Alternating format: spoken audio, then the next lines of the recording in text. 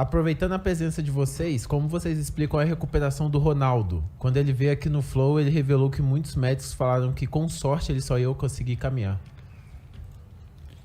Eu não, particularmente, desconheço a fundo a lesão do Ronaldo.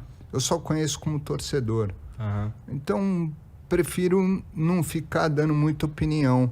Se um dia eu tiver a grande oportunidade de ver a lesão dele, aí sim eu dou o meu parecer. Eu acho que a informação que a gente pode colocar, assim, não especificamente sobre o Ronaldo, mas às vezes, né, o atleta ele tem um diagnóstico específico que muitos médicos acreditam que ele não vai conseguir jogar. Cara, é uma situação muito individual. Às vezes, se ele conseguir fortalecer muito bem, se ele conseguir fazer um trabalho biomecânico, né? O Luciano estava aqui ontem, falou um pouco sobre isso. Se ele consegue fazer um trabalho biomecânico específico para melhorar a condição dele, se ele consegue suportar um pouco melhor a dor, se a medicina evoluiu de um ano para outro que consegue melhorar essa condição dele, pode ser que ele consiga render. Teve alguns casos no Brasil também em relação a problemas de coração, né? Você falou do goleiro da base do Palmeiras, mas a gente teve o caso do Washington, né? Que ele veio aqui, né? Contou pra gente uma história, caramba, foda, né? Como eu consegui se recuperar, mas a gente teve a tragédia do Serginho lá, né? Sim. E aquilo ali, foi um erro médico aquilo ali? Deixar ele jogar? Ou os caras avaliaram certo, só que deixaram ele jogar mesmo sabendo dos riscos?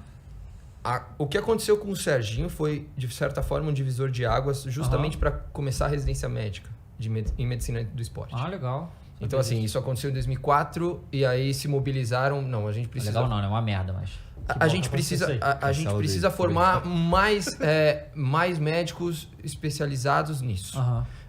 Eu não sei dizer exatamente a condição do Serginho, mas o que a gente sabe nós temos um protocolo de avaliação cardiológica hoje. Todo atleta que chega, ele passa por esse protocolo de avaliação para a gente justamente identificar se tem alguma condição que possa trazer um risco para ele.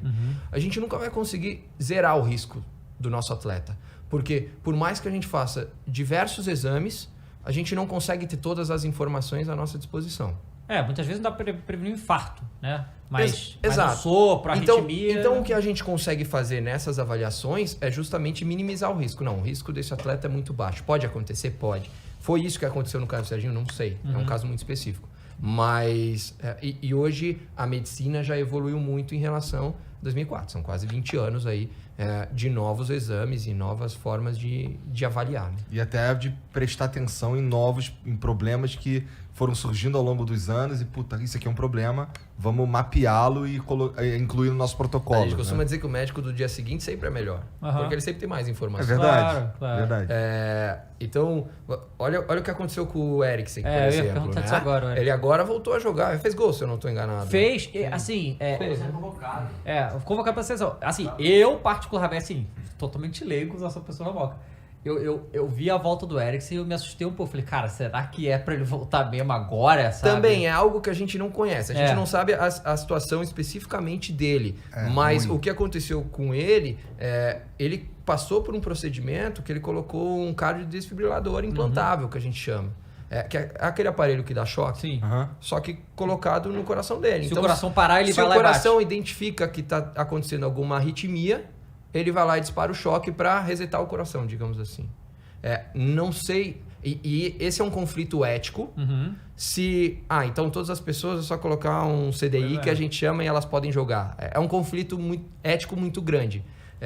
Mas eu sei que aconteceu no caso dele de ele colocar e ele voltar a jogar. Mas não sei se deveria ou não. Aí é uma questão muito individual. Aí é outra parada, né? Eu vou nesse flow que não deveríamos falar sobre coisas que nós não conhecemos profundamente. Principalmente em assuntos que tangem opinião pública. Né? Por exemplo, vem aqui um político. Até aquele político ser entrevistado por vocês, o que vocês disserem sobre ele é opinião geral, comum. Vocês não vão se aprofundar.